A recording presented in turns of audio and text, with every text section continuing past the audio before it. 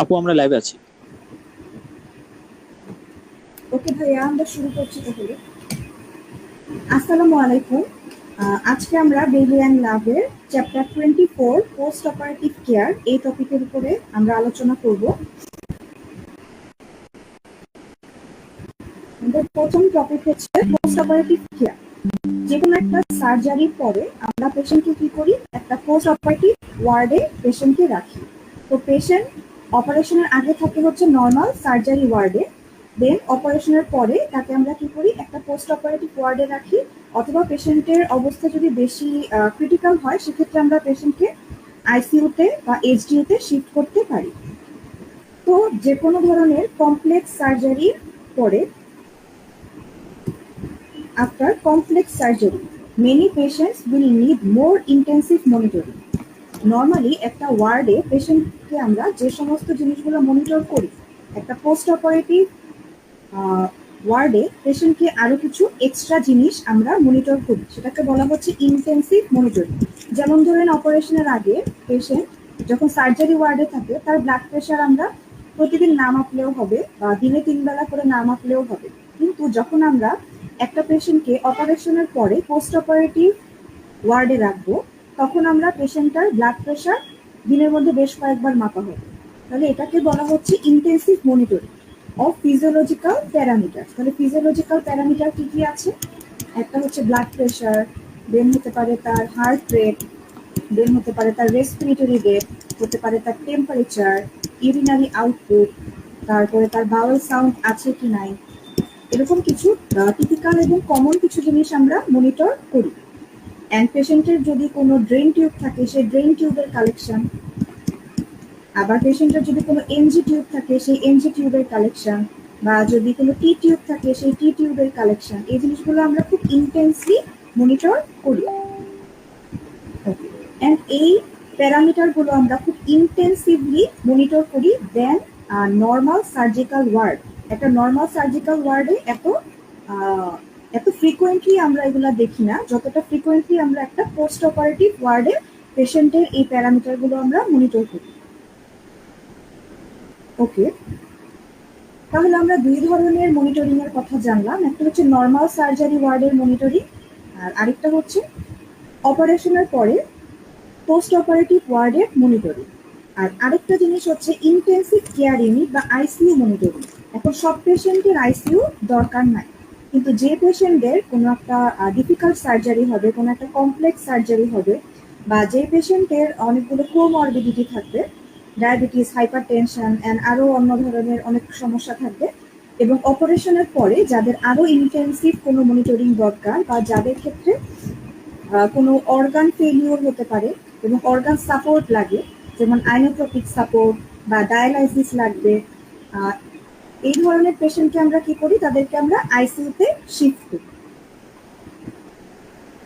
তাহলে একটা নর্মাল পেশেন্টকে সার্জারির পরে 24 থেকে 48 আওয়ার্স সময় পর্যন্ত আমরা পেশেন্টকে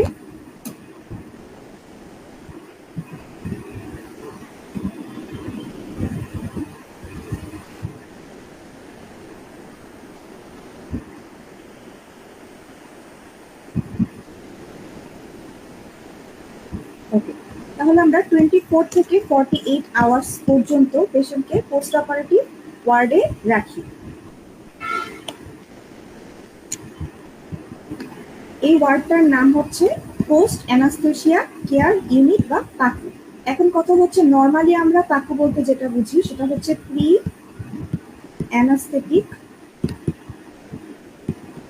চেকআপ, যেটা আমরা সার্জারির আগে পেশেন্টকে এবং পেশেন্টের ফাইল সহ আমরা পেশেন্টকে অ্যানাস্থেসিয়া ডিপার্টমেন্টে নিয়ে যাই। সেখানকার অ্যানাস্থেসিওলজিস্ট পেশেন্টের ফাইল চেক করেন এবং পেশেন্টকে এক্সামিন করে ডিসিশন নেন যে পেশেন্ট অ্যানাস্থেসিয়ার জন্য ফিট কিনা। তাহলে পাকু বলতে আমরা এটা বুঝি, কিন্তু এখানে যে পাকু এটার মিনিংটা আলাদা। এখানে যে পাকু আমরা ইউজ করতেছি এটার ফুল ফর্ম হচ্ছে পোস্ট অ্যানাস্থেসিয়া কেয়ার ইউনিট। ওকে, তাহলে পাকু শব্দটা দুইটা মিনিং হতে পারে, এবং এই চ্যাপ্টারে আমরা পাকু হিসেবে চিন্তা করব পোস্ট অ্যানাস্থেসিয়া কেয়ার ইউনিট। তার মানে অ্যানাস্থেসিয়ার পরে একটা পেশেন্টকে সেই অ্যানাস্থেসিয়া থেকে রিভার্স করার জন্য যে স্পেশাল কেয়ারগুলো দরকার সেটা যেখানে নেওয়া হয় সেই জায়গাটাকে বলা হয় পোস্ট অ্যানাস্থেসিয়া কেয়ার ইউনিট বা ওভারনাইট ইন্টেন্সিভ রিকভারি ইউনিট। ওকে, তারপরে এই পোস্ট অ্যানাস্থেসিয়া কেয়ার ইউনিটে পেশেন্টকে কেয়ার নেওয়ার পরে পেশেন্ট যখন ইমপ্রুভ করবে তখন আমরা পেশেন্টকে ট্রান্সফার করব কোথায়? হয় সার্জিক্যাল ওয়ার্ডে যদি পেশেন্ট ভালো হয়ে যায়, যদি পেশেন্ট স্টেবল হয়, অথবা ক্রিটিক্যাল কেয়ার ইউনিট যদি পেশেন্টের কোনো প্রবলেম থাকে। পেশেন্ট যদি ভালোভাবে রিকভার করে তাহলে নর্মাল সার্জিক্যাল ওয়ার্ডে নর্মাল বেডে শিফট করে দিব।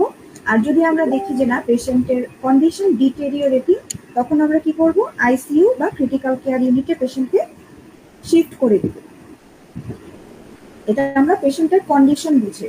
তো এখন কোন পেশেন্টের আইসিইউ লাগবে এবং কোন পেশেন্ট ভালো হয়ে যাচ্ছে এবং সার্জারি ওয়ার্ডে তাকে আমরা ট্রান্সফার করে দিতে পারবো, সেটা আমরা বুঝবো কি? এই যে আমাদের কিছু প্যারামিটারের কথা বললাম, এই প্যারামিটারগুলো দেখে।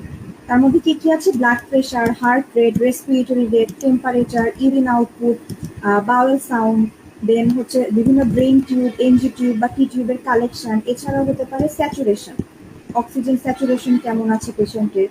এই জিনিসগুলো আমরা মনিটর করতে পারি এবং মনিটর করার মাধ্যমে আমরা ডিসিশন নিতে পারি পেশেন্ট কি এখন ইমপ্রুভ হচ্ছে নাকি পেশেন্টের কন্ডিশন আরো ডিটেরিওরেট করছে। ওকে, তারপরে আমরা আসি প্রিহ্যাবিলিটেশন। প্রিহ্যাবিলিটেশন জিনিসটা কি? এটা হচ্ছে পেশেন্টের ফাংশনাল ক্যাপাসিটিটাকে ইমপ্রুভ করার জন্য যে কোনো মেজর সার্জারির আগে কিছু স্টেপ ফলো করা হয় to improve post operative outcome. তাহলে একটা সার্জারির পরে, একটা সার্জারি হবে পেশেন্টের, সার্জারির পরে পেশেন্টের আউটকামটা কেমন হবে সেটা নির্ধারণ করার জন্য আমরা সার্জারির আগে কিছু প্রসেস বা কিছু স্টেপ ফলো করব। এটাকেই বলা হচ্ছে প্রিহ্যাবিলিটেশন। যেমন ধরেন একটা পেশেন্টের হাই প্রেশার আছে, এখন আমরা সার্জারির আগে পেশেন্টের anti hypertensive drug, appropriate drug দিয়ে পেশেন্টের ব্লাড প্রেশারটাকে আমরা কন্ট্রোল করার চেষ্টা করব। তার ডায়াবেটিস থাকলে সেটা আমরা কন্ট্রোল করার চেষ্টা করব। পেশেন্ট যদি ওয়ারফেরিন, হেপারিন, এসপিরিন এই টাইপের কোনো ওষুধ খায়, সেই ওষুধগুলো আমরা বন্ধ করব। তো এভাবে তারপরে ধরেন পেশেন্টের কোনো থাইরয়েড ডিসঅর্ডার আছে, হাইপার থাইরয়েড বা হাইপোথাইরয়েড পেশেন্ট, সেই পেশেন্টকে ইউথাইরয়েড স্টেটে নিতে হবে, তারপরে সার্জারি করতে হবে। তো এই সব জিনিসগুলোকে একসাথে বলা হয় প্রিহ্যাবিলিটেশন। তাহলে প্রিহ্যাবিলিটেশন হচ্ছে একটা প্রসেস, যে প্রসেসের মাধ্যমে আমরা একটা পেশেন্টের ফাংশনাল ক্যাপাসিটিকে ইমপ্রুভ করতে পারি। ফাংশনাল ক্যাপাসিটিকে ইমপ্রুভ করতে পারি যে কোনো মেজর সার্জারির আগে। এই স্টেপগুলো আমরা ফলো করব যাতে করে এই মেজর সার্জারিটার পরে পেশেন্টের আউটকামটা বেটার হয়। ওকে, তাহলে প্রিহ্যাবিলিটেশন কোন সময়টাকে বলা হয়? যখন আমরা ডিসিশন নিব একটা সার্জারি করার, টাইম অফ ডিসিশন থেকে শুরু করে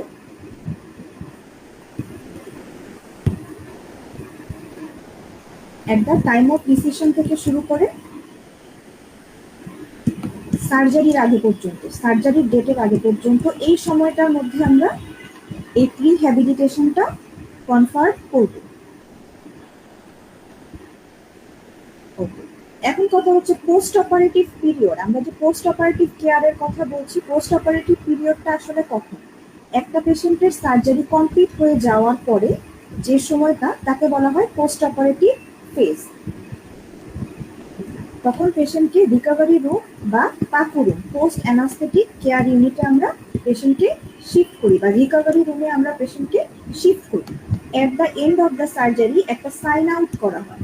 সাইন আউট মানে হচ্ছে অপারেশনের শেষে সার্জিক্যাল সেফটি চেক লিস্টে একটা সাইন আউটের পোর্শন থাকে, সেখানে সাইন করে পেশেন্টকে সার্জারি অপারেশন থিয়েটার থেকে পেশেন্টকে রিকভারি রুমে আনা হয়। এন্ড অপারেশন থিয়েটারে যারা সার্জন থাকেন এবং যারা অ্যানাস্থেটিস্ট থাকেন তারা কি করবেন? ফর্মালি পেশেন্টকে হ্যান্ড ওভার করবেন পাকু স্টাফদের কাছে। পাকু স্টাফ মানে পোস্ট অ্যানাস্থেটিক কেয়ার ইউনিটের বা পোস্ট অপারেটিভ রিকভারি রুমের যারা স্টাফ থাকবেন তাদের কাছে একটা ফর্মাল হ্যান্ড ওভার দিতে হবে।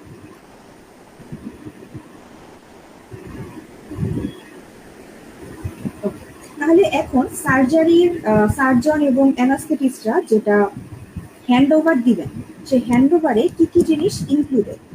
প্রথম কথা হচ্ছে পেশেন্টের নেম অ্যান্ড এজ মেনশন করতে হবে, কোন সার্জারি করা হয়েছে পেশেন্টের, সার্জিক্যাল প্রসিডিউরের নাম, the anaesthetic and analgesic drug কি কি দেওয়া হয়েছে এবং তার ডোজ অ্যান্ড সাথে টাইম কতক্ষণ আগে দেওয়া হয়েছে, দেন ফ্লুইড রিপ্লেসমেন্ট কত লিটার ফ্লুইড দেওয়া হয়েছে এবং কত লিটার ফ্লুইড আরো লাগবে, then amount of blood loss during the surgery, কতটুকু ব্লাড লস হয়েছে ডিউরিং দ্য সার্জারি, কতটুকু ব্লাড লস হয়েছে, এটা যখন আমরা রিকভারি রুমের স্টাফদেরকে আমরা জানাবো তখন তারা বুঝতে পারবেন যে পোস্ট অপারেটিভ পিরিয়ডে ওই রিকভারি রুমে থাকাকালীন সময়ে পেশেন্টের কতটুকু ব্লাড দরকার বা পেশেন্টের কতটুকু ফ্লুইড দরকার। তারপরে ইউরিন আউটপুট, এই যে সার্জারির সময়টাতে পেশেন্ট যতটুকু সময় অপারেশন থিয়েটারে ছিল তখন পেশেন্টের ইউরিন আউটপুট কেমন ছিল, any surgical anesthetic problems encountered or expected, কোনো ধরনের প্রবলেম সার্জন বা অ্যানাস্থেটিস্টরা ভাবছে কিনা যে একটা সার্জারি পরে এবং অ্যানাস্থেটিস্ট যে অ্যানাস্থেশিয়া দিলেন সেইটার কোনো ধরনের কমপ্লিকেশন এই পোস্ট অপারেটিভ পিরিয়ডের মধ্যে হতে পারে কিনা। তাছাড়াও medical problem and allergy, medical problem বলতে কোনো একটা পেশেন্ট ধরেন হাইপারটেনসিভ, সেক্ষেত্রে এটা মেনশন করতে হবে যে পেশেন্ট হচ্ছে হাইপারটেনসিভ। কারণ কি হতে পারে যে পোস্ট অপারেটিভ পিরিয়ডে যদি একটা পেশেন্টের ব্লাড প্রেশার হাই হয়ে যায় সেক্ষেত্রে বিভিন্ন আর্টারির যে লাইগেচার থাকে সেই লাইগেচারগুলোর স্লিপেজ হয়ে সেখান থেকে ব্লিডিং হতে পারে। আবার পেশেন্টের যদি কোনো ড্রাগের প্রতি অ্যালার্জি থাকে তখন অ্যানাফাইলেকটিক শক হতে পারে। তাহলে এই সবগুলো জিনিস হ্যান্ডওভারে মেনশন করতে হবে। তাহলে এই হ্যান্ডওভারটা কখন আমরা দিচ্ছি, একটা পেশেন্ট সার্জারি অপারেশন থিয়েটারে তার অপারেশন শেষ হওয়ার পরে তাকে যখন আমরা সার্জারি পোস্ট অপারেটিভ ওয়ার্ডে বা রিকভারি রুমে যখন আমরা তাকে শিফট করব তখন আমরা অপারেশন থিয়েটারের যারা স্টাফ, যারা সার্জন এবং যারা অ্যানাস্থেটিস্ট তারা হ্যান্ডওভারটা দিব পোস্ট অপারেটিভ রিকভারি রুমের যারা স্টাফ তাদের কাছে, এবং সেখানে আমরা এই পয়েন্টগুলো মেনশন করব। খুবই ইম্পর্টেন্ট, এই স্টেপগুলো খুবই ইম্পর্টেন্ট। কেন, আমাদের ডে টু ডে লাইফে যারা আমরা সার্জারি ওয়ার্ডে কাজ করব তাদের জন্য এটা খুবই প্র্যাকটিক্যাল একটা নলেজ যেটা আমাদেরকে জানতেই হবে। এছাড়াও বিভিন্ন পরীক্ষা পাশের জন্য এই নলেজটা আমাদের দরকার। ওকে, তারপরে এই plan of the management of pain, তাহলে পেশেন্টের একটা সার্জারি হলো, তাহলে পেইন ম্যানেজমেন্টের জন্য আমরা কি দিব, পেথেডিন দিব কি দিব না, দেন নজিয়া আর ভমিটিং এর জন্য আমরা কি দিব পেশেন্টকে, বা ডিউরিং অপারেশন পেশেন্টকে কোনো পেথেডিন বা এই জাতীয় ওষুধ দেওয়া হয়েছে কিনা, বা নজিয়া ভমিটিং এর জন্য পেশেন্টকে এনিস্টেট বা অন্য কোনো ওষুধ দেওয়া হয়েছে কিনা, সবকিছু এই হ্যান্ডওভারে মেনশন করা থাকতে হবে। ওকে, তারপরে আসি পোস্ট অপারেটিভ অবজারভেশন। তাহলে এখন পেশেন্ট সার্জারি অপারেশন থিয়েটার থেকে পোস্ট অপারেটিভ ওয়ার্ডে চলে গেল, এখানে আমরা পেশেন্টকে অবজার্ভ করব। এখানে আমরা পেশেন্টকে কেন রাখি, অবজার্ভ করার জন্য রাখি। এখানে আমরা যে অবজারভেশন গুলো করব সেটাকে বলা হয় early warning system, early warning system. Okay, and এই আর্লি ওয়ার্নিং সিস্টেমের অবজারভেশনটা আমরা রিকভারি রুমে শুরু করব এবং ওয়ার্ডে যাওয়ার পরেও আমরা এই জিনিসগুলো অবজার্ভ করতে থাকবো। এখানে 6টা সিম্পল ফিজিওলজিক্যাল প্যারামিটার আছে যেটা আর্লি ওয়ার্নিং সিস্টেম হিসেবে পরিচিত, এন্ড এই 6টা প্যারামিটার অনুযায়ী আমরা একটা স্কোরিং করব এবং এই স্কোরের মাধ্যমে আমরা ডিসাইড করব পেশেন্টের কি ধরনের কেয়ার প্রয়োজন, পেশেন্ট আসলে ক্রিটিক্যালি ইল কিনা বা পেশেন্ট নর্মাল কিনা, পেশেন্ট ইমপ্রুভিং কিনা, সেটা আমরা ডিসাইড করব। তাহলে প্রথম কথা হচ্ছে রেসপিরেটরি রেট। এখন নর্মাল রেসপিরেটরি রেট হচ্ছে আমাদের 14 থেকে 20 ব্রেথস পার মিনিট। এখন যদি 22 এর বেশি হয় রেসপিরেটরি রেট, তার মানে কি রেসপিরেটরি রেট বেশি, তার মানে কোনো প্রবলেম আছে। তারপরে ধরেন অক্সিজেন স্যাচুরেশন, নর্মাল স্যাচুরেশন কত থাকে, নর্মাল স্যাচুরেশন ধরেন 92%কে আমরা বলতে পারি নর্মাল স্যাচুরেশন। যদি এর থেকে বেশি কমে যায় তার মানে পেশেন্টের এখন অক্সিজেন লাগবে। সিস্টোলিক ব্লাড প্রেশার, আমাদের নর্মাল ব্লাড প্রেশার 120/80, এখন সিস্টোলিক ব্লাড প্রেশার যদি 100 এর কম হয়ে যায় তখন বুঝতে হবে পেশেন্ট খারাপের দিকে যাচ্ছে। এরপর আসি pulse rate, normal pulse rate ধরেন 80 থেকে 100, এখন পালস রেট যদি 100 বেশি হয়ে যায় তার মানে patient tachycardia. Then level of consciousness, একটা সার্জারির পরে পেশেন্টকে যখন আমরা অ্যানাস্থেশিয়া দিব সেই অ্যানাস্থেশিয়া থেকে যখন পেশেন্ট রিভার্স হবে তখন পেশেন্টের কনসিয়াসনেস লেভেলটা ইমপ্রুভ হবে। কিন্তু যদি পেশেন্ট তারপরেও আনকনশিয়াস থাকে, তার মানে কোনো প্রবলেম আছে। নিউ অনসেট অফ কনফিউশন, যে আগে পেশেন্টের কনফিউশন ছিল না, ধরেন 1 ঘন্টা আগে ভালো ছিল, পেশেন্ট ভালো কথা বলছিল, পেশেন্ট ওরিয়েন্টেড ছিল, হঠাৎ করে 1 ঘন্টা পরে দেখলেন patient confused, disoriented and patient agitated, তার মানে কি পেশেন্ট খারাপের দিকে যাচ্ছে। আরেকটা হচ্ছে কি টেম্পারেচার, এখন যদি টেম্পারেচার অনেক কম হয় তার মানে হাইপোথার্মিয়া, আর যদি অনেক বেশি হয়, যে 36 এর কম হলে হাইপোথার্মিয়া, 38 এর বেশি হলে হাইপারথার্মিয়া। তাহলে এই 6টা প্যারামিটার আমরা দেখব, দেখে আমরা কি করবো, একটা স্কোরিং করব। এই স্কোরিং সিস্টেমটার নাম হচ্ছে আর্লি ওয়ার্নিং সিস্টেম। ওকে, তাহলে আমরা যে গ্রেডিংটা করব বা স্কোরিংটা করব, সেই স্কোরিংটা এখানে দেখেন। প্রথমে আছে রেসপিরেটরি রেট, কত থেকে কত হলে, ধরুন 25 এর বেশি হলে স্কোর হচ্ছে 3, 21 থেকে 24 হলে স্কোর হচ্ছে 2। এরকম ভাবে প্রত্যেকটা জিনিসের জন্য কি একটা স্কোরিং করা আছে, যে কত থেকে কত ভ্যালু হলে আমাদের স্কোরটা কত হবে। এরকম ভাবে আমরা একটা স্কোরিং নিব এবং তার সাথে আমরা 2 পয়েন্ট অ্যাড করব। If the patient needs supplemental oxygen, যদি পেশেন্টের স্যাচুরেশন কম থাকে, পেশেন্টের যদি রেসপিরেটরি রেট বেশি থাকে, তার মানে পেশেন্টের যদি রেসপিরেটরি ডিস্ট্রেস থাকে, সেক্ষেত্রে আমরা অক্সিজেন দিই। তো যদি পেশেন্টের অক্সিজেন লাগে, তাহলে আমরা সেই স্কোরিং এর সাথে আরো 2 পয়েন্ট যোগ করব।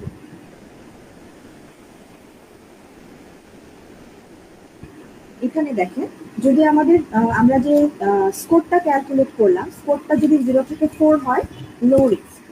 যদি স্কোরটা 3 ইন এনি ইন্ডিভিজুয়াল প্যারামিটার, তাহলে লো থেকে মিডিয়াম। যে কোনো একটা প্যারামিটারে যদি 3 হয়, মানে রেট স্কোর, এগ্রেগেটেড স্কোর যদি 5 থেকে 6 হয়, তার মানে মিডিয়াম, 7 অর মোর হলে হাই। অ্যান্ড সেক্ষেত্রে পেশেন্টের রেসপন্সটা আমরা কি চিন্তা করব, লো রিস্ক মানে ওয়ার্ড বেসড রেসপন্স, মানে ওয়ার্ডেই পেশেন্ট ম্যানেজ করা যাবে। দেন লো মিডিয়াম হচ্ছে urgent ward based response, patient ওয়ার্ডে থাকতে পারে কিন্তু তাকে আমরা আর্জেন্ট ম্যানেজমেন্ট করবো। দেন এগ্রেগেটেড 5 to 6 মানে হচ্ছে কি থ্রেশহোল্ড ফর আর্জেন্ট রেসপন্স, আর 7 এর বেশি হলে urgent or emergency response.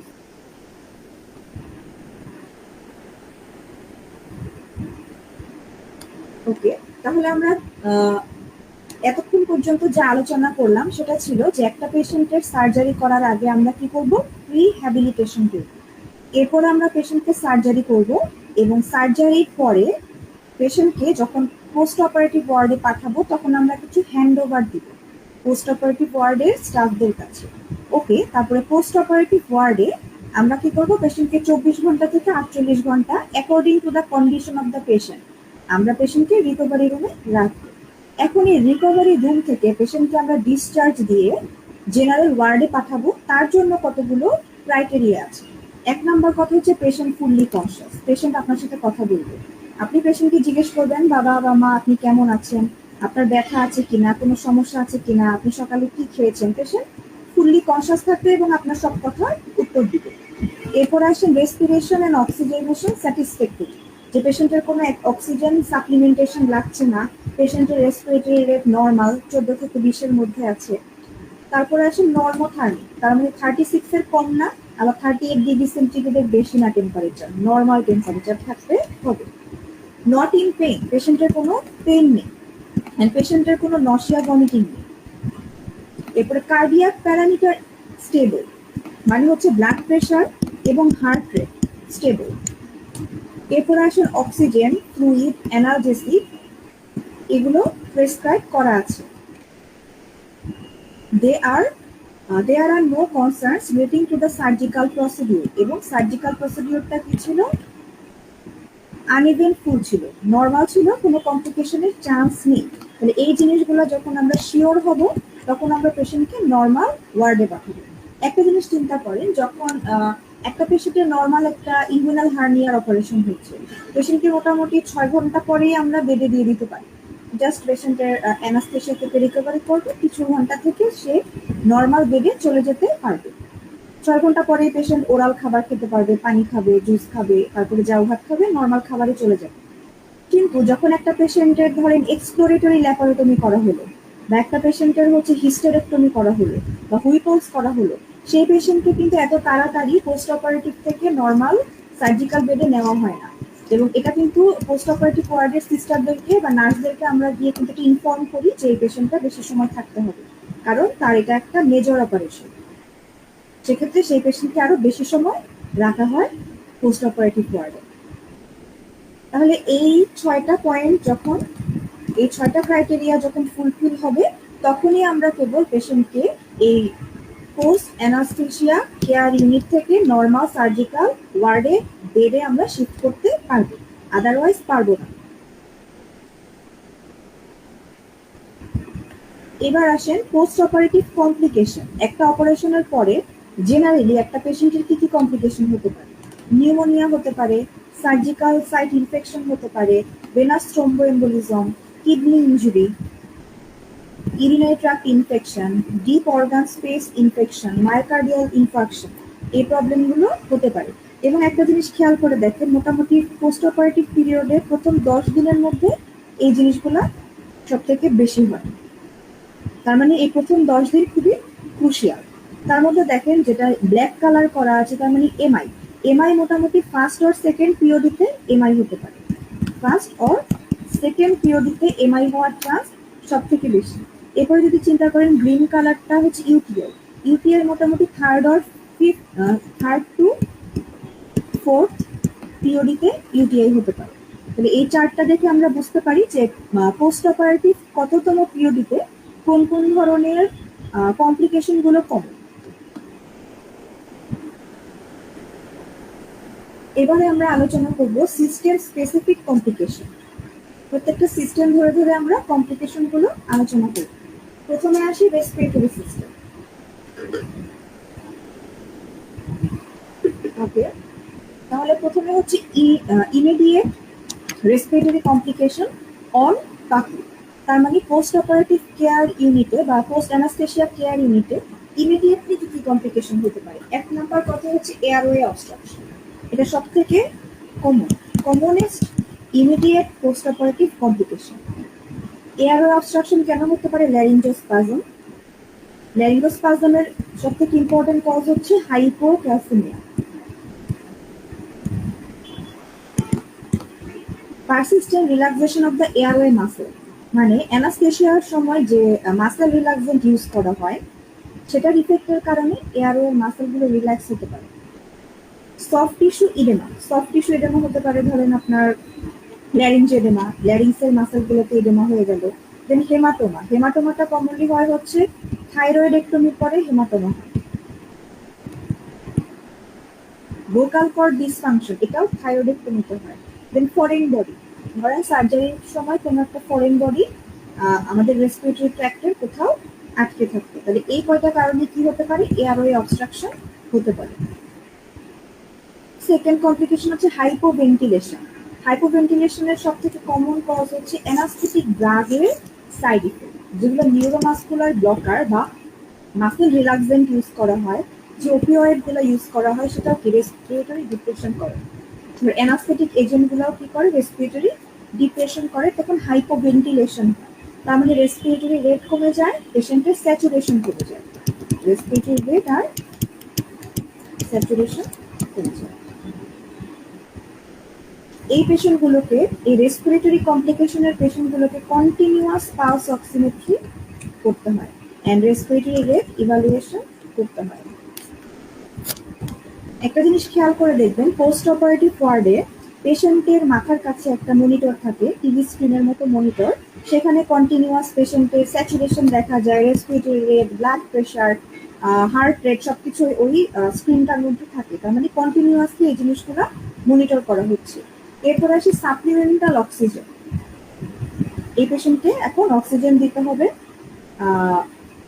To maintain saturation and respiratory rate.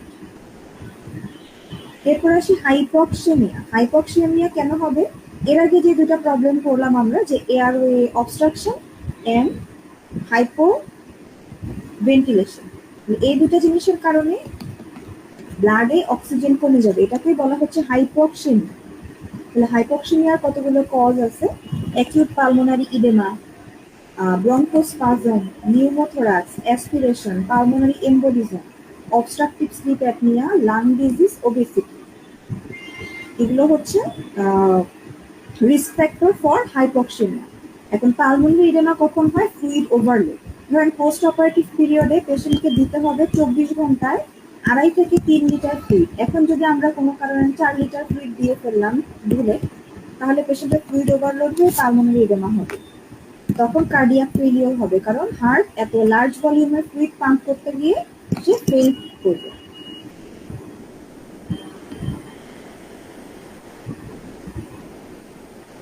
এখন হাইপোক্সেমিয়ার পেশেন্টকে খুব আর্জেন্টলি ট্রিটমেন্ট করতে হবে, আদারওয়াইজ পেশেন্ট শকে চলে যেতে পারে এবং পেশেন্টের অর্গান ডিসফাংশন হতে পারে। যদি পেশেন্টের ব্রিদিংটা স্পন্টেনিয়াস থাকে তখন আমরা অক্সিজেন দিব, এবং এখানে আমরা হাই ফ্লো অক্সিজেন দিব 15 লিটার পার মিনিট। এবং এখানে যে মাস্ক ইউজ করব তার নাম হচ্ছে নন রিব্রিদার মাস্ক। নন রিব্রিদার মাস্ক মানে আমরা যেটা এক্সহেল করব, একটা মাস্কের মধ্যে যেটা আমি এক্সহেল করব সেটাকে যেন আর ইনহেল না হয়, এটাকে বলে নন রিব্রিদার মাস্ক।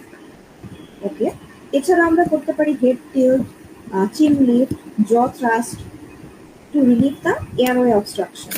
এছাড়াও আমাদের ওরোফ্যারিঞ্জিয়াল এয়ারওয়েতে যদি কোনো ব্লাড অথবা কোনো সিক্রেশন থাকে সেটাকে আমরা সাকশন দিয়ে বের করে নিয়ে আসবো।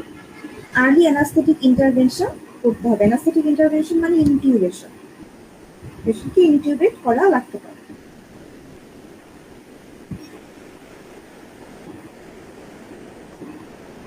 ওকে, এরপর আসি ভোকাল কর্ড পালসি।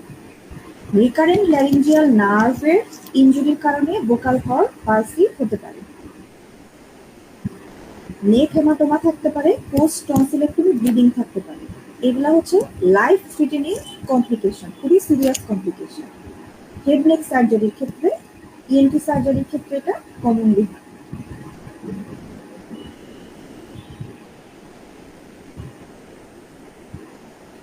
আচ্ছা, তাহলে এতক্ষণ আমরা যেগুলো করলাম সেগুলো ছিল immediate complication during the post operative period বা রিকভারি রুম। এখন after discharge from post operative ward, post operative ward থেকে যখন আমরা পেশেন্টকে নর্মাল সার্জারি বেডে নিয়ে যাব তারপরে কিছু কমপ্লিকেশন হতে পারে, যেমন fever, cough, dyspnoea, bronchospasm, hypercapnia, atelectasis, pneumonia, pleural effusion, pneumothorax, respiratory failure, এই কমপ্লিকেশনগুলো হতে পারে। সবথেকে বেশি ডেঞ্জারাস হচ্ছে থোরাসিক বা অ্যাবডোমিনাল সার্জারি, সবথেকে বেশি রিস্ক এই প্রবলেমগুলো অ্যারাইজ করার জন্য। এরপর আসি কার্ডিওভাস্কুলার সিস্টেম। কার্ডিওভাস্কুলার সিস্টেমের কমপ্লিকেশন, প্রথম কথা হাইপোটেনশন, সেকেন্ড কথা হাইপারটেনশন। তাহলে ইমিডিয়েট পোস্ট অপারেটিভ পিরিয়ডে হাইপোটেনশনটা কমন। কেন হতে পারে হাইপোভলিমিয়া? কোনো ব্লাড লসের কারণে পেশেন্টের হাইপোটেনশন হতে পারে। মায়োকার্ডিয়াল ইম্পেয়ারমেন্ট, যে কার্ডিওজেনিক শক, হার্ট ঠিক মতো পাম্প করতে যদি না পারে। Vasodilatation from subarachnoid and epidural anaesthesia, অ্যানাস্থেসিয়ার কারণে যদি বডির ব্লাড ভেসেলগুলো ডাইলেটেড হয়ে যায় সেক্ষেত্রে হাইপোভলিমিয়া হতে পারে। যদিও বডির টোটাল ব্লাড ভলিউম ঠিক থাকে কিন্তু ভ্যাসোডাইলেটেশনের কারণে তখন হাইপোভলিমিয়া তৈরি হয়। এছাড়া surgical bleeding, sepsis, arrhythmia, tension pneumothorax, pulmonary embolism, pericardial tamponade and anaphylaxis, এই জিনিসগুলোর কারণে কি হতে পারে? হাইপোটেনশন হতে পারে। এরপর আসি হাইপারটেনশন। হাইপারটেনশনের কারণ হচ্ছে pain, agitation, anxiety, bladder spasm, then urinary catheterisation, pre-existing uncontrolled hypertension. And এই হাইপারটেনশনের কারণে আবার কিছু কমপ্লিকেশন হতে পারে, সেটা হচ্ছে bleeding from the vascular suture line, cerebrovascular haemorrhage মানে haemorrhagic shock, and myocardial ischaemia, infarction. Myocardial ischaemia বা এমআইও হতে পারে। মেজর অ্যাডভার্স কার্ডিয়াক ইভেন্টস বা মেজ বলা হয় এটাকে। এখন এই মায়োকার্ডিয়াল ড্যামেজটা হতে পারে myocardial injury after a non cardiac surgery, ischaemia or infarction. হতে পারে নর্মাল ইনজুরি, হতে পারে ইসকেমিয়া, হতে পারে ইসকেমিয়ার কারণে ইনফার্কশন। তো ইসকেমিয়া আর ইনফার্কশন দুটা কথার বলতে পার্থক্য কি? ইসকেমিয়া মানে হচ্ছে blood supply loss, just blood supply hampered হলে সেটাকে বলে, ব্লাড সাপ্লাই যদি কাট অফ হয় সেটাকে বলা হয় ইসকেমিয়া। আর ইনফার্কশন বলা হয় ইসকেমিয়ার কারণে যদি টিস্যু ডেথ, টিস্যু ডেথ হলে সেটাকে বলা হয় ইনফার্কশন। এখন এই মায়োকার্ডিয়াল ইসকেমিয়ার ফিচারগুলো আমরা সবাই জানি। Retrosternal chest pain radiating into the neck, jaw, neck and জ কোন সাইডে? লেফট সাইডে, লেফট সাইডে নেক, জ, আর্ম। এছাড়া nausea, dyspnoea, simple. But many events in the perioperative period are silent, but silent এমআইও হতে পারে, যে পেশেন্ট কিছু বুঝতে পারলো না, জাস্ট এমআই হয়ে পেশেন্ট মারা গেল। এরপর আসি arrhythmia. when they occur in post-operative period, arrhythmia causes hypotension, myocardial ischemia and cardiac arrest। তার মানে পোস্ট অপারেটিভ পিরিয়ডে অ্যারিথমিয়ার কারণে এই তিনটা কমপ্লিকেশন হতে পারে।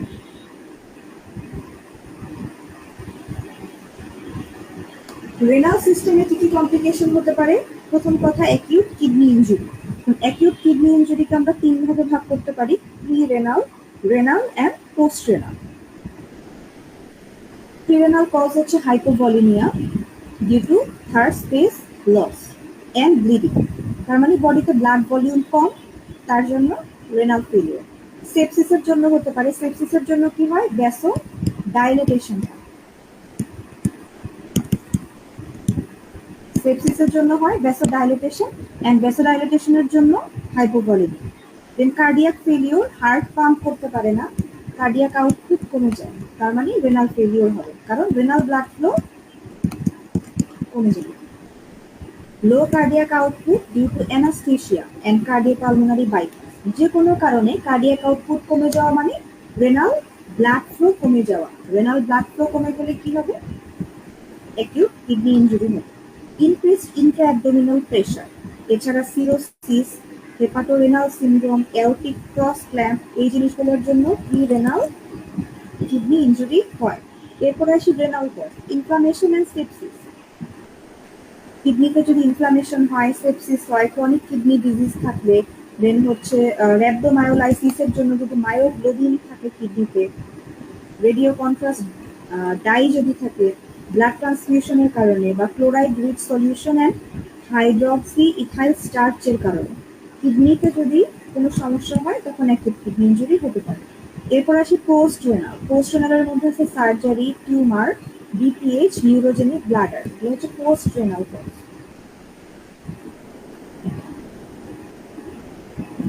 একেআই এর পরে পরবর্তী কমপ্লিকেশন হচ্ছে ইউরিনারি রিটেনশন। ইউরিনারি রিটেনশন কাদের হতে পারে? এজ যাদের 50 ইয়ার্স এর বেশি, মেলদের বেশি হয়। Hernia surgery, anorectal pelvic surgery যাদের হবে তাদের ক্ষেত্রে এটা কমন। এছাড়া যাদের বিপিএইচ এর হিস্ট্রি আছে তাদের ক্ষেত্রে হবে, অ্যান্ড নিউরোলজিক্যাল কোনো ডিজিজ যদি থাকে। এছাড়াও neuro axial anaesthesia and certain drugs, যেগুলো আমরা অ্যানাস্থেসিয়াতে ইউজ করি, যেমন অ্যান্টিকোলিনার্জিক মেডিকেশন, আলফা অথবা beta blocker, sedative and fluid, এই জিনিসগুলো কি করতে পারে? ইউরিনারি রিটেনশন করতে পারে। Catheterisation should be perform প্রোফাইল্যাক্টিক্যালি।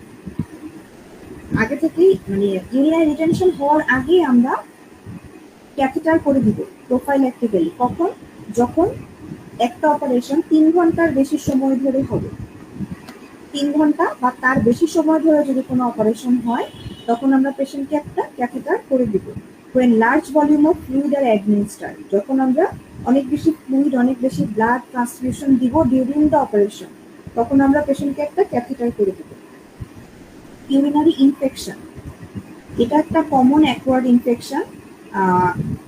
Urinary ইনফেকশনের ফিচারগুলো হচ্ছে ডিউজিউরিয়া অ্যান্ড পাইরেক্সিয়া। তাদের বেশি হয়, ইমিউনো কম্প্রোমাইজ পেশেন্টদের বেশি হয়, ডায়াবেটিস থাকলে বেশি হয়, ইউরিনারি রিটেনশনের হিস্ট্রি থাকলে তাদের ক্ষেত্রে বেশি হয়। ট্রিটমেন্ট কি? Adequate hydration, proper bladder drainage, antibiotics, depending on the sensitivity of the microorganism. তাহলে অ্যান্টিবায়োটিক দিব আমরা কালচার সেন্সিটিভিটি করে সেই অনুযায়ী। কিন্তু একটা ইউটিআইতে আমরা অ্যান্টিবায়োটিক কিভাবে দিই? প্রথমে আমরা এমপেরিক্যালি দিই, যে আমরা একটা ব্রড স্পেকট্রাম অ্যান্টিবায়োটিক দিয়ে দিব। অ্যান্ড এই অ্যান্টিবায়োটিকটা দেওয়ার আগে আমরা ইউরিনে কালচার নিব, এবং এই কালচার সেন্সিটিভিটির রিপোর্টটা আসতে 3 দিন সময় লাগে। 3 দিন পরে রিপোর্টটা পাওয়ার পরে আমরা ওই ব্রড স্পেকট্রাম অ্যান্টিবায়োটিকটা যদি সেন্সিটিভ থাকে তাহলে আমরা ওইটা কন্টিনিউ করব।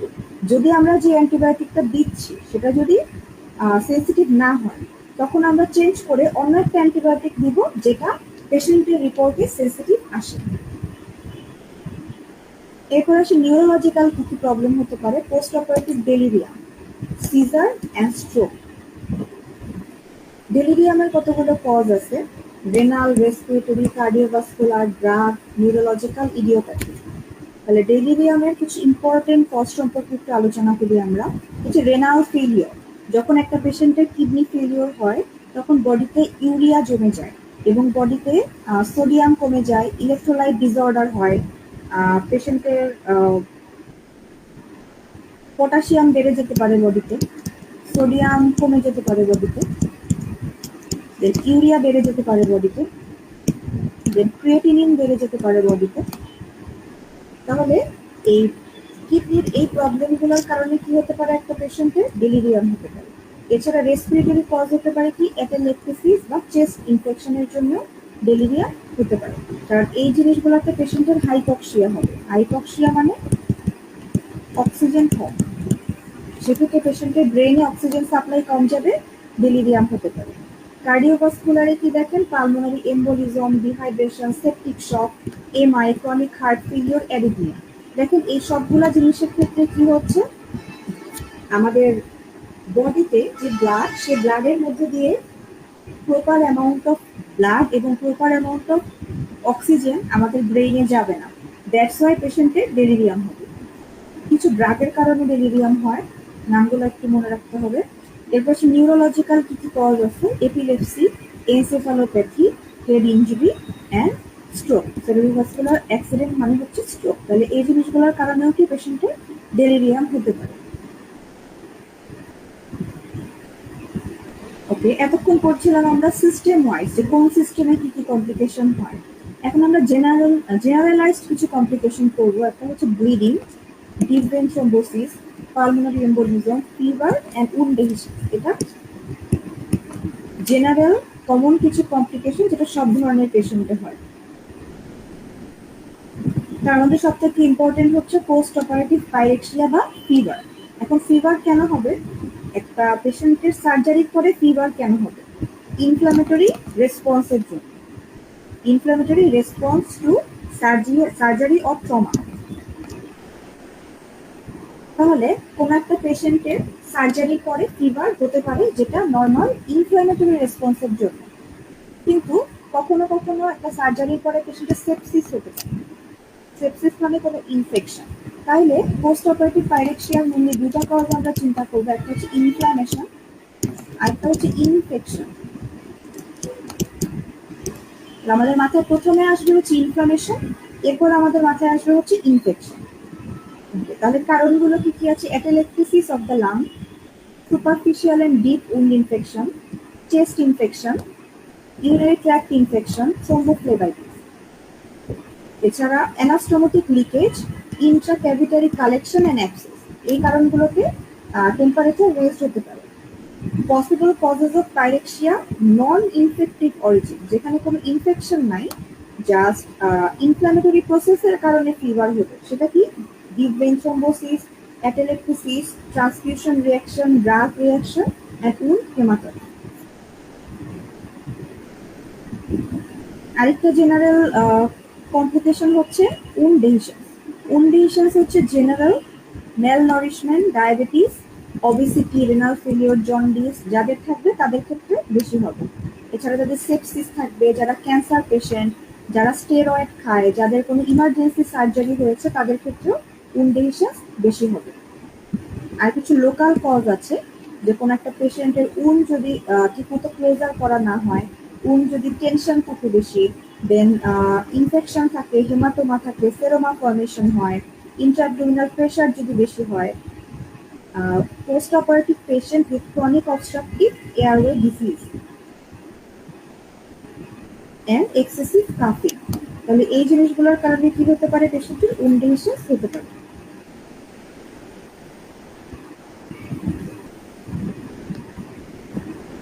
আমাদের নেক্সট টপিক হচ্ছে এনহ্যান্স রিকভারি, খুবই ইম্পর্টেন্ট একটা টপিক। আমরা চাই একটা পেশেন্টের সার্জারির পরে সে খুব তাড়াতাড়ি রিকভার করে সে ডিসচার্জ নিয়ে বাসায় চলে যায়। এই জিনিসটাই হচ্ছে এনহ্যান্সড রিকভারি, যেটা প্রি অপারেটিভ কেয়ারের মাধ্যমে আমরা এনহ্যান্স রিকভারি এনশিওর করতে পারি। তাহলে পেরি অপারেটিভ কেয়ার বলতে বোঝাচ্ছি প্রি অপারেটিভ, অপারেশনের আগে, দেন হচ্ছে Intra operative, during the operation in the operation theatre, and post operative, যেটা আমরা যে পাকু রুট বা যেটাকে বলি আমরা রিকভারি রুট, সেখানে আমরা করতে পারি। তাহলে 3 ধরনের জিনিস মিলে হয় এনহ্যান্স রিকভারি। অ্যান্ড এনহ্যান্স রিকভারির আরেকটা উদ্দেশ্য হচ্ছে পেশেন্টের কস্ট কমানো and length of stay in the hospital. তাহলে পেশেন্টকে যত তাড়াতাড়ি পারি আমরা হসপিটাল থেকে ছুটি দিয়ে বাসায় পাঠিয়ে দিব, সেক্ষেত্রে কি হবে, পেশেন্টের হাসপাতালে থাকার কস্ট কমে যাবে এবং পেশেন্টের কমপ্লিকেশন যদি কম হয় সেক্ষেত্রে পেশেন্টের ওষুধপত্র আরো জিনিসপত্র কম লাগবে এবং পেশেন্টের কম টাকা খরচ হবে। তাহলে অপারেশনের আগে আমরা কি করি, প্রি হ্যাবিলিটেশন। ইন্ট্রা অপারেটিভলি আমরা কি করি, সার্জারিটা খুবই মেটিকুলাসলি করি, অ্যান্ড পোস্ট অপারেটিভে আমরা কি করি, অবজারভেশনটা ঠিক মতো করি।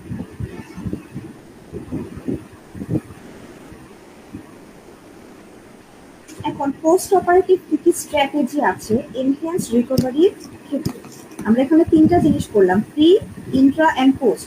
এখন আমরা আলোচনা করতেছি পোস্ট অপারেটিভটা নিয়ে, কারণ আমাদের আজকের চ্যাপ্টারের নাম হচ্ছে পোস্ট অপারেটিভ কেয়ার।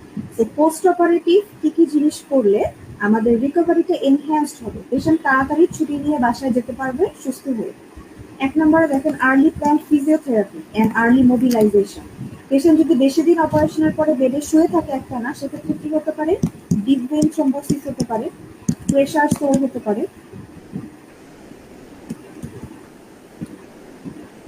সেজন্য আমরা কি করবো, পেশেন্টকে তাড়াতাড়ি হাঁটা চলা করাবো। ওরাল হাইড্রেশন, মুখে খাবার দিব, অ্যান্ড নারিশমেন্ট, যে পেশেন্টরা মুখে খেতে পারে না তাদের ক্ষেত্রে আমরা টোটাল প্যারেন্টাল নিউট্রিশন বা এনজিটিউব দিয়ে আমরা খাবার দিতে পারি। তার মানে পেশেন্টের হাইড্রেশন এন্ড নিউট্রিশন মেনটেন করতে হবে। ওপিওয়েড ছাড়া অ্যানালজেসিয়া দিতে হবে, রিজিওনাল ব্লক দেওয়া যায়, non steroidal anti inflammatory NSAID দেওয়া যায়, প্যারাসিটামল দেওয়া যায়। এছাড়া আর্লি ডিসচার্জের প্ল্যানিং করতে হবে। যেমন ধরেন কোন একটা পেশেন্টকে যদি স্টোমা করা হয়, আইরিওস্টোমি বা কোলোস্টোমি করা হয়, তাকে স্টোমা কেয়ার নার্সের কাছে তাকে রেফার করতে হবে, ফিজিওথেরাপিস্টের কাছে রেফার করতে হবে, কমিউনিটি কেয়ার ওয়ার্কারদেরকে ইনভলভ করতে হবে। এভাবে আমরা পেশেন্টদেরকে তাড়াতাড়ি বাসায় ছুটি দিতে পারি এবং সেই স্টোমা কেয়ারদের সাথে অ্যাটাচ করে দিতে পারি যারা পেশেন্টের স্টোমাটাকে কেয়ার করবে। তাহলে আর্লি মোবিলাইজেশনের উদ্দেশ্য হচ্ছে ডিবিটির রিস্ক কমানো, ইউরিনারি রিটেনশনের রিস্ক কমানো, অ্যাপেলেকটেসিস কমানো, প্রেশার সোর কমানো, ফিকাল ইনফেকশন কমানো, অ্যান্ড টেলিফোনের মাধ্যমে পেশেন্টকে মনিটর করা যায়, ফলো আপ দেওয়া যায় যে পেশেন্ট রিকভার হচ্ছে কিনা ঠিক মতো। ওকে, আমাদের স্লাইডের পড়া এখানে শেষ। আমরা একটু আমাদের চ্যাপ্টারে বইতে একটু যাই।